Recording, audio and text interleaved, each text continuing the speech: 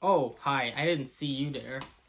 I was just playing a game here. So, today we're going to be doing a review of an obscure but a cult classic animated film called Hoodwinked. So, before I start the video, yes, this is my first movie review I ever made. The reasons why I had to make this video is because I had to upload this video with my phone and tablet. How can you say no? Hoodwinked, released in 2005 by Kimbar Entertainment and distributed by the Weinstein Company. Let's not talk about this company anytime soon. So the movie is based on a fairy tale about a girl in a hood delivering cookies while getting chased by a wolf. So let's talk about the production of this film. So the film Hoodwinked was actually made in the Philippines by Maurice Kimbar. Since its release, they decided to release it to the United States by Corey Edwards, who worked on probably many projects. So the original distributors for the film was DreamWorks, but sadly it was rejected. So they decided to distribute it to... Okay, let's talk about the voice actors. So the original voice actress for the film was Tara Strong, who's set to play Red in the film. But it was switched to Anne Hathaway instead. I don't think Tara Strong is not the only voice actress who got switched. There were other voice actors who also got switched. For example, the other voice actors were David Ogden Stiers, who starred in MASH, aired on CBS in 1972 to 1983. As well as appearances in many movies and shows. But sadly, he passed away in March of 2018. Rest in peace. And Tom Kenny, who voiced some of my favorite shows, from SpongeBob SquarePants, the Ice King from Adventure Time, and the Ranger from Brickleberry. Really, that show? Some of the voice recordings were sadly lost media. Don't worry, some of the voice actors like Tom Kenny and Tara Strong were in the movie as small roles. Wow. At least David is in a lead role in the film. Since the film's released, it had over mixed reviews. Yes, mixed. So, let's watch the movie. The movie begins with a storybook, opens with a pop-up. Sorta like the Shrek opening scene. Surprisingly came out during the Shrek craze. We introduce Red entering Granny's house. Upon looking around, she found Granny in her bed, but she's not Granny. It was a wolf disguised as Granny. After revealing his mask, it turns out to be a wolf and starting to attack. And suddenly, Granny is all tied up, and a woodsman crashed into a window with an axe. Sounds familiar?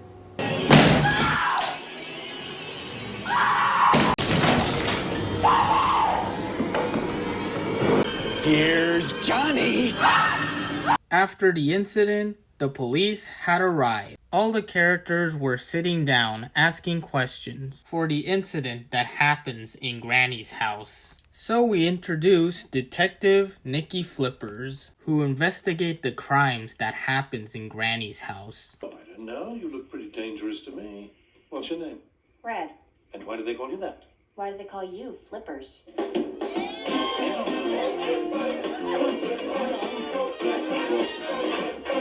Our first subject is Red, telling her stories about the day before the incident. Her story begins with Red delivering cookies to Granny. Upon greeting the citizens, we introduce this bunny named Boingo, who meet Red to ask questions about their bakery shop closing down due to their recipes stolen. While biking in the woods, she sees all the stores closed down due to all the recipes stolen for no apparent reasons. They should keep the recipe around, or save it as a backup. She called Granny about the recipe. Granny says she was tired, so she rushed to Granny's bakery shop, but it was too late. She found a rock that says, "You're next." Thankfully, the recipe is safe behind the portrait. She decided to hide the recipe in her basket and biking in the woods. Earlier in the film, Granny says she's not allowed to go alone in the woods. So she's in a ski lift with Boingo. Upon Red talking about the Muffin Man to Boingo, she accidentally fallen off the ski lift. At least she safely landed by tree branch. She picked up her basket and she found a footprint and she sees eyes in the bush and... So we introduce Wolf. Yes, that is his real name. Wolf was asking questions about Granny's cooking. A few questions later, Wolf ended up jump scaring Red. After Red running away from Wolf, he got pepper sprayed. She stumbled across the birds, planning for a cover-up to distract Wolf, and fall in a river. After walking around the mountains, she stumbled upon this house owned by a mountain goat. She asked for directions, and he started singing with his banjo. Granny Clucky. Could you stop singing? He finally stopped singing, so she went inside the house and called Granny. Upon calling, she turned out Granny is in trouble. She asked the goat for a ride. He did, for a singing montage about horns. Yes, lots and lots of horns. I actually do had horns, see? Upon singing about horns, the goat pulled a lever into a minecart. And we get a POV shot of the minecart going down.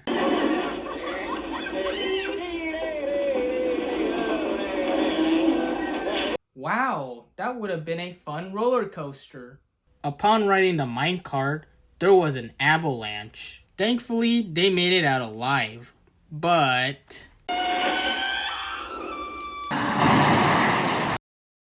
So the minecart started flying off the cliff. Red saw a vision of Granny floating up in the sky. Granny told Red to use her hood to parachute safely. At least the mountain goat's horns fly safely. So Red made it to Granny's house. Like the scene from the beginning of the film, our second suspect is Wolf, about his story since the day of the incident. His story begins with Wolf reporting about all stores' recipes been stolen. He went undercover to see who stole the recipes, as well as disguises. He goes undercover as a safety inspector. Upon questions later, he decided to snoop on Red. We introduce Wolf's partner, a squirrel named Twitchy. No, not the livestream platform, I meant the character's name. So Wolf disguised as a sheep to talk to Al Pacino's sheep. Wolf told the sheep about Red. The sheep says she was a sweet girl. And he talked about Granny and her bakery shop.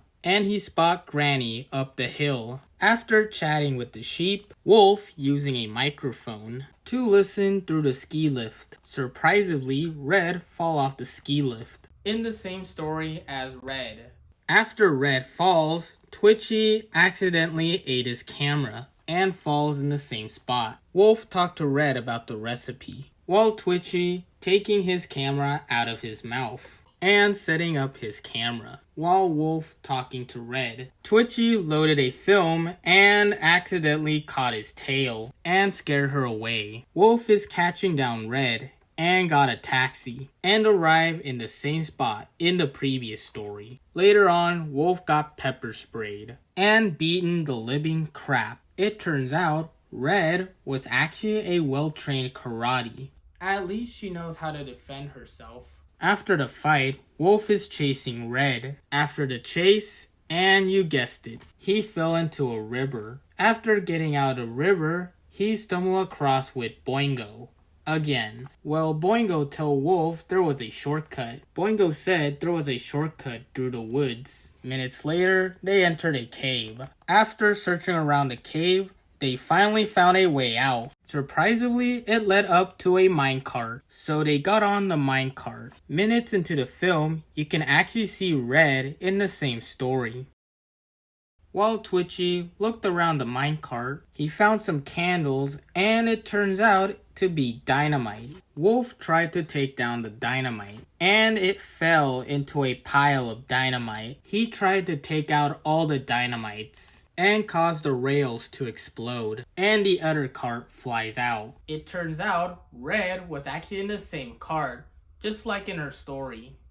Wolf finally made it to Granny's house. He answered the door and found a cardboard cutout of Granny, as well as merchandise. So he used the Granny costume to disguise as Granny to catch Red. So that is it for Wolf's story. So, our next story is the woodsman. Our third suspect is the woodsman. So the woodsman explained he didn't hurt a single fly until the cops showed the axe to explain. So the woodsman said he worked as an actor for a company called Paul's Bunion Cream. His story begins with the woodsman auditioning for the Bunion commercial, but it was stopped by the director. After the conversation with the director, the woodsman having a big dream to become a famous singer. Sadly, he was rejected from the audition. At least he had a food truck of his own, selling schnitzels on a stick, as well as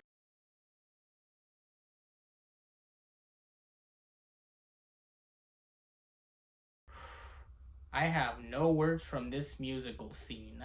After the musical, all the stuff from the food truck has stolen. And guess what? Boingo's back. Well, Boingo was trying to help the woodsman of getting a job. Suddenly, he got a phone call by the director. He said he wanted him back for the audition. Since the woodsman never had a callback before, so the director dared the woodsman to act like a real woodsman for the audition. So the woodsman is going out to the woods to chop some wood. How can an actor never even know how to chop a wood?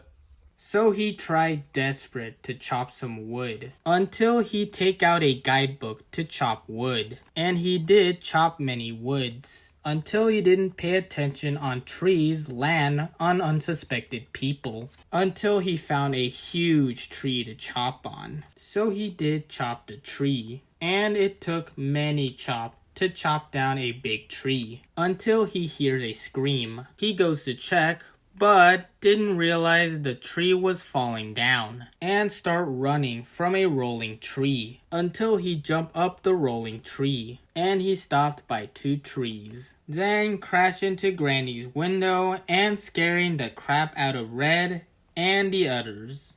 So we're finished with the woodsman story. Next up, Granny. Our fourth and final suspect is Granny. So the detective explained Granny about her secret until the cops discovered many trophies in her closet and didn't realize there's a tattoo in the back of her neck. So she spilled the beans and she turned out she's no ordinary Granny. She was a BMX sports player snowboarding on a top of a mountain, from skydiving while drinking forest dew, to rock climbing, to skateboarding, and surfing as well. Granny got a phone call with Red in the previous story. Red didn't realize that Granny was participating in a skiing contest. So we're at the skiing competition, along with a music band performing songs for the event. Granny arrived in the competition, meeting up with other contestants, and giving out free cookies. Afterwards, she stumbled across with Boingo. Yes, for the 4th time. Boingo did got an autograph from Granny before the game begins. We greeted with this Arnold Schwarzenegger type character. So the race begins and the other contestants were brawling at the other contestants, as well as the others. Granny did nearly avoid the buff skiing contestants until she got a call by Red. While a contestant fighting a polar bear and another contestant headbutted the polar bear. Granny became the only contestant to survive by a group of tough contestants, as well as dodging snowballs and throwing snowballs at the contestants, until she got face to face with a buff skiing player and stopped into a cliff and nearly fell. Granny told the skiing guy, "Who do you work for?" It turns out he was hired by an unknown bandit before pushing her off the cliff. Granny is finished. Now we go after the little red hooded girl. Thankfully, Granny survived from a cliff. At least she had a rope to go to do bungee jumping, and she lands safely to go back to the race. But she has some ideas. Yes, she used grenades to create avalanche to finish the race. Yes, it's the same avalanche that appeared in Red's story, as well as Wolf's story. Thankfully, all the other contestants got snowed on their face, and Granny won the skiing contest. Then she escaped from an active avalanche with a parachute, until Red didn't realize that she was not daydreaming. It was Granny flying with her. Finally, Granny made it home, and her parachute got caught in the fan and got tied up in the closet. Seconds later, she got out of the closet, and that was it for Granny's story. After the argument, Red sadly stormed out of Granny's house. After walking away, Red did have a flashback about the time working with Granny, explaining the history of delivering desserts for generations, until she found a medal in her drawer. When Granny says, "That's the medal, reads World's Greatest Grandma," until she didn't realize that Granny was a pro wrestler. Meanwhile, at Granny's house, there was a mysterious figure walking through the basket. So Detective Flippers gathered around the suspect to see who was responsible for the stolen recipes, until the basket was snatched by a hooded figure. Some say it was Red, but oh yeah, I almost forgot. The background looks completely different, by the way. The setup is still the same, but the walls look completely different. Hey, you can see my Rick and Morty poster, by the way. This hooded figure was actually Boingo all along, from nearly ambushing Red, to hiring bodyguards to cheat the game, to stealing tires and all of the food from the schnitzel truck. And he's also responsible for stealing all the recipes from every bakery shop. One of the bodyguards from Boingo who turned the woodsman's food truck into a tank. So Wolf give Twitchy a coffee, and he goes hyper when he drinks coffee to catch the police. Meanwhile, at Boingo's secret lair, the bodyguard tried to warn Boingo about the police. And Boingo goes, "I'm gonna answer to anyone ever again."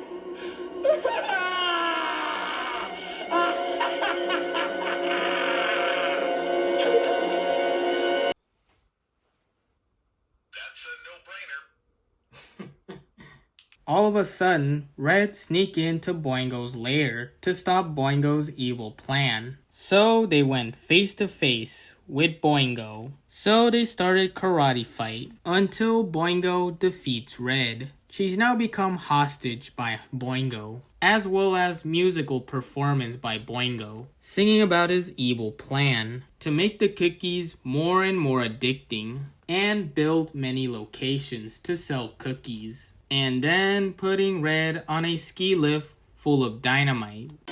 You've been hoodwinked, baby. He said it! Granny, Wolf, and the woodsman had a plan to sneak into Boingo's lair. So Granny and the others attacked the bodyguard. So we're back to the police and Nikki. Suddenly, Twitchy stopped the police. He tried to warn Boingo and his evil plans. Sadly, the cops didn't understand. Well, it's because of Twitchy's speed talk. So we're back to Boingo's lair. So Wolf dared the woodsman to use the bodyguard's outfit to sneak into the lair, along with Wolf, disguised as a safety inspector. Boingo did chat with the safety inspector about his lair. After the chatting, Granny go full action and beating the bodyguards' butts, along with Wolf trying to catch Boingo, until Boingo started the dynamite and started the ski lift. It's up to Granny to skate the rope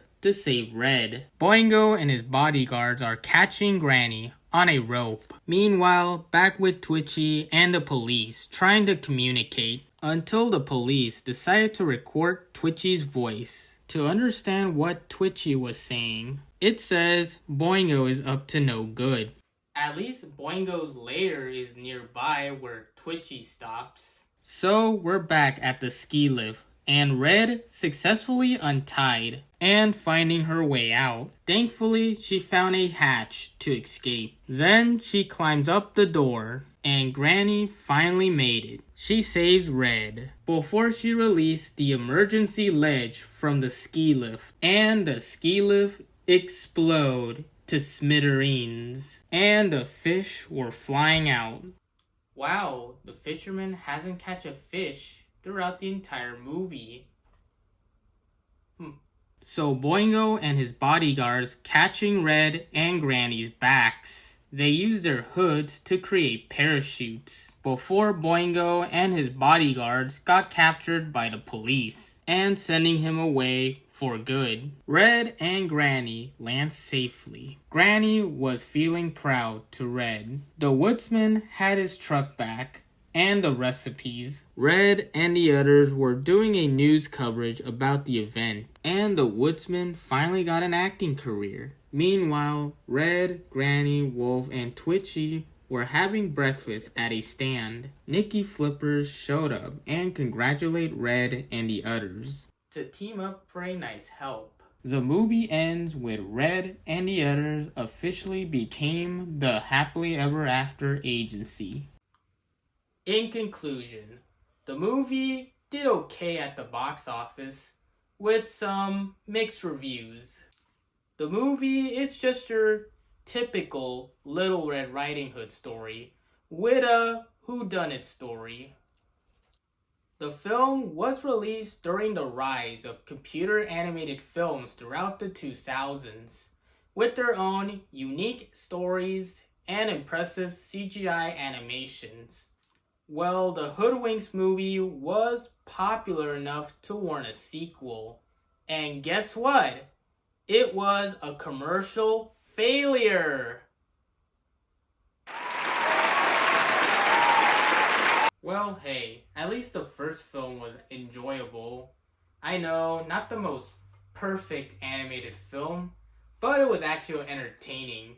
Consider this film a true underdog of animated films. So, that is it for today's video.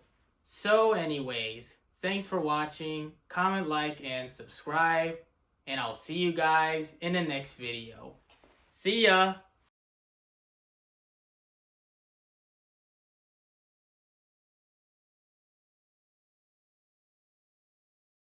Wait, I'm not finished.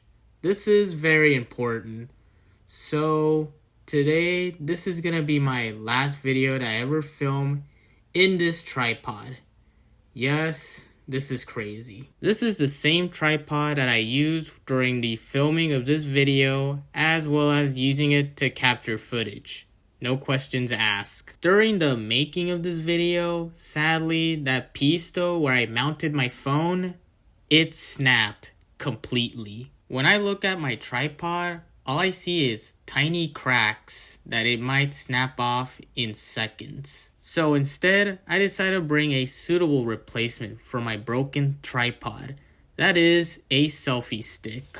Yes, a selfie stick. But wait, there's more. It ain't no ordinary selfie stick. It's a selfie stick that could transform into a tripod, and it can extend higher than my old tripod.